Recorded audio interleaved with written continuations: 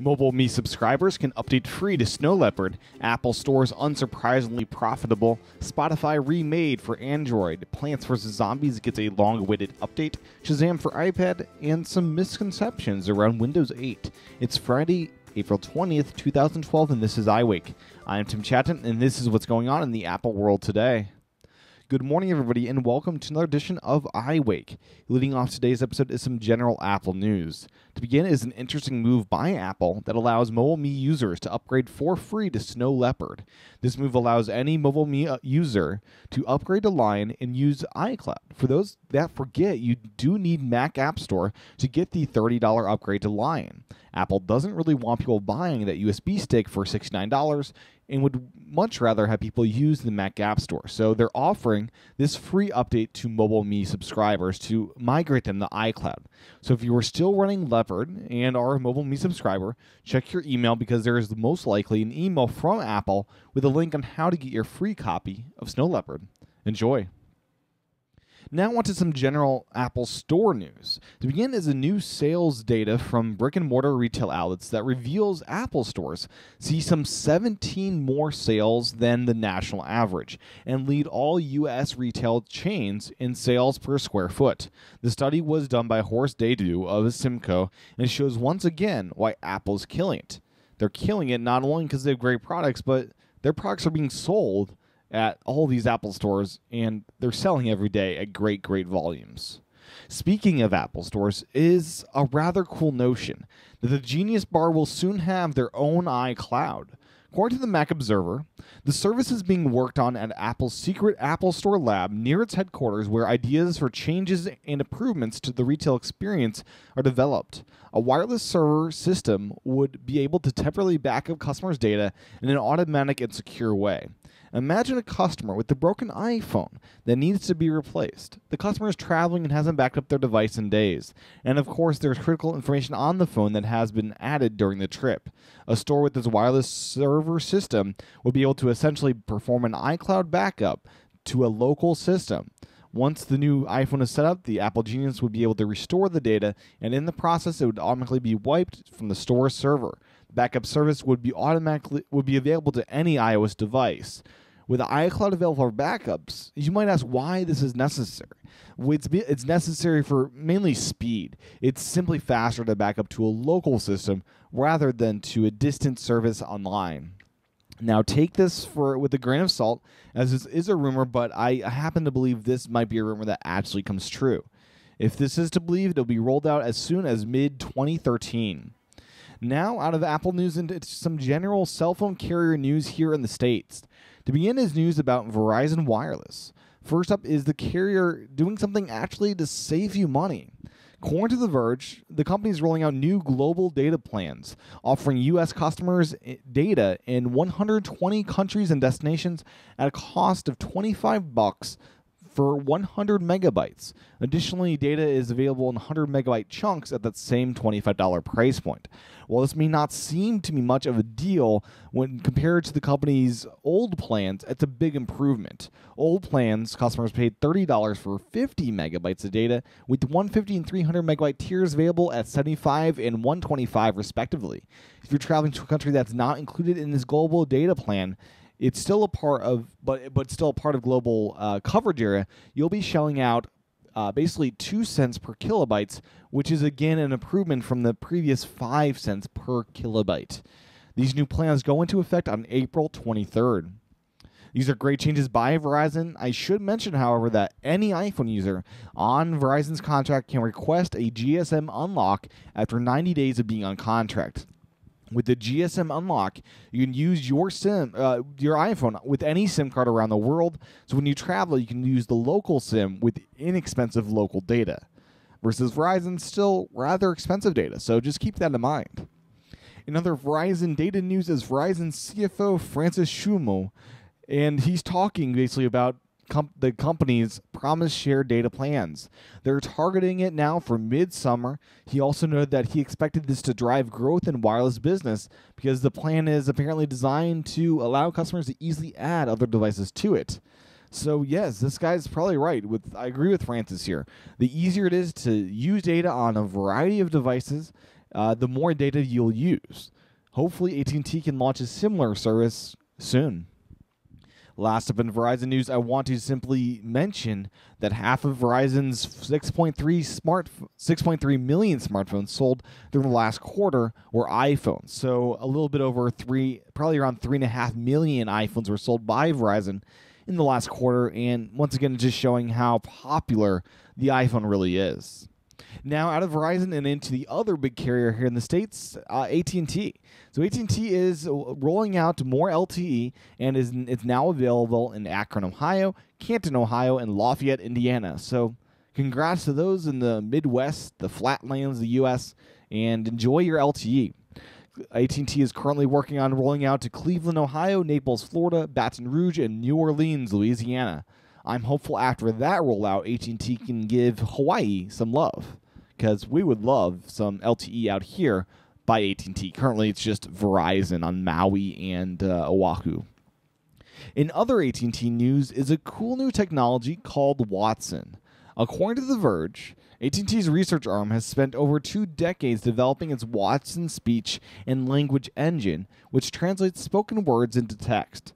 Now, AT&T is planning to release a number of Watson APIs for developers in June.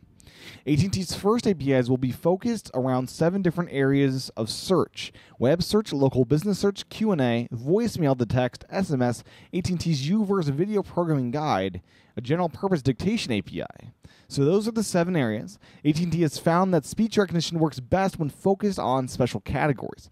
So these categories will help Watson know what types of words to expect. While these 7 categories will be part of the initial release, it sounds like AT&T will add more and more categories over time. Additionally, AT&T will be releasing an SDK called SpeechKit. It will allow developers to create software that captures spoken words and sends them into a network for transcription. As a way of showing off Watson in action, before this API release, AT&T launched, it's out now, an AT&T Translator app for Android and iOS. It reports to translate your speech into another language of your choice. The few reviews in iTunes make it sound like it's got a few bugs. I've tried it, and it works pretty well. Thanks to The Verge for this fantastic information. So I've tried this translator app. I'm very impressed with it. Once you speak your words into your iPhone, it will type out those words as well as speak them to you. It seems pretty accurate to me, but then again, I don't know Spanish, German, French, Chinese, or Italian, so don't take my word for it. If you know those languages, give it a shot and see how well it actually does. Now on to some general app news out of the carrier news. First up, I want to just briefly mention Spotify. They announced a new version of their app for Android. The new version is out in beta today and features a complete redesign. The app overall is prettier and more functional and fun to use. I don't want to dive in any further than that since I'd like to focus on Apple, but it's a cool update worth playing around with if you are an Android user. Visit Spotify.com for more information.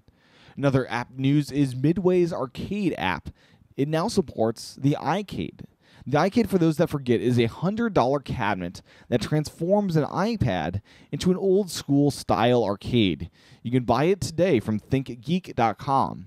Touch Arcade got their hands on this update along with the iCade, and they found the integration to be really spot on and responsive. Midway Arcade is available now for 99 cents. Next up is another game and a long-awaited update to the venerable Plants vs. Zombies for iOS. So what's new? Well, a lot is new. A lot of new content. So first off is the new content. There is the Zen Garden, a place to relax and start a plant collection. You can find new plants in the game or get marigolds and mystery sprouts from Crazy Dave. Treat your plants well and they'll reward you nicely.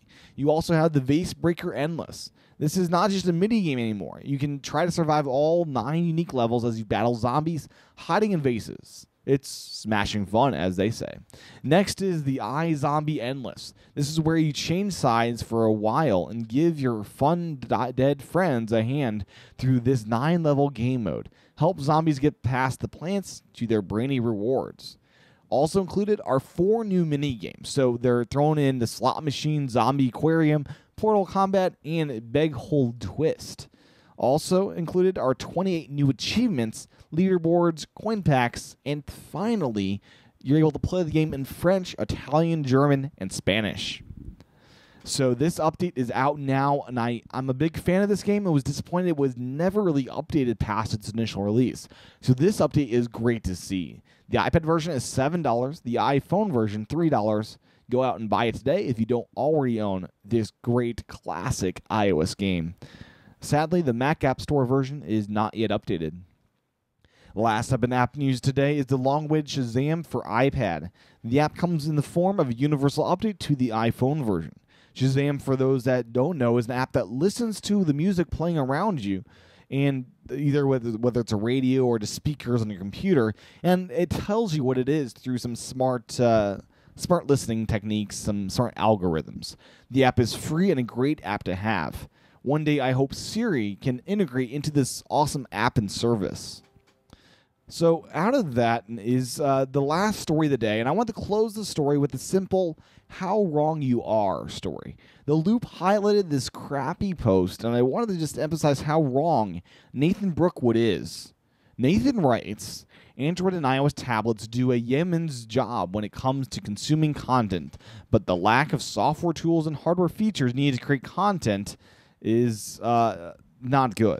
Windows-based tablets, which have been around since 2002, have always included the features needed for content creation, but lack the easy-to-use interfaces needed for content consumption. The Metro user interface in Windows 8 supplies these missing elements, and thus positions Windows 8-based tablets as the only usable, suitable tablets for those who want to both create and consume content on a single device. So, Nathan, let me tell you a bit about Windows 8. First off, the old Windows apps used for the old Windows tablets are not the same as Windows 8 apps, meaning Metro apps will be limited in supply and perhaps even hard to find, especially those for content creation. I'd imagine you'll have mostly Twitter apps and content consumption apps at the very beginning, just like you had with iOS. Now, iOS has had apps for nearly 5 years and has had strong development for those 5 years. So you have a stronger development backend already in place, not the few months that Metro's been out.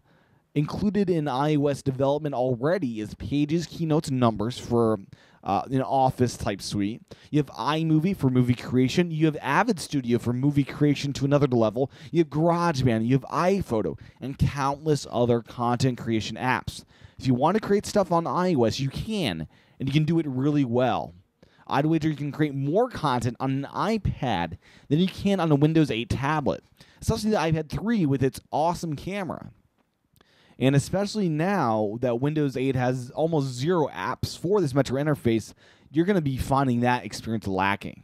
Nathan, get your facts right, as it's hurting your reputation, whatever reputation you had to begin with. Nathan writes for techpinions.com, so I'm not sure what kind of reputation he had to begin with. Before closing out the show today, I would be remiss to not mention that iWake Again is airing again tomorrow.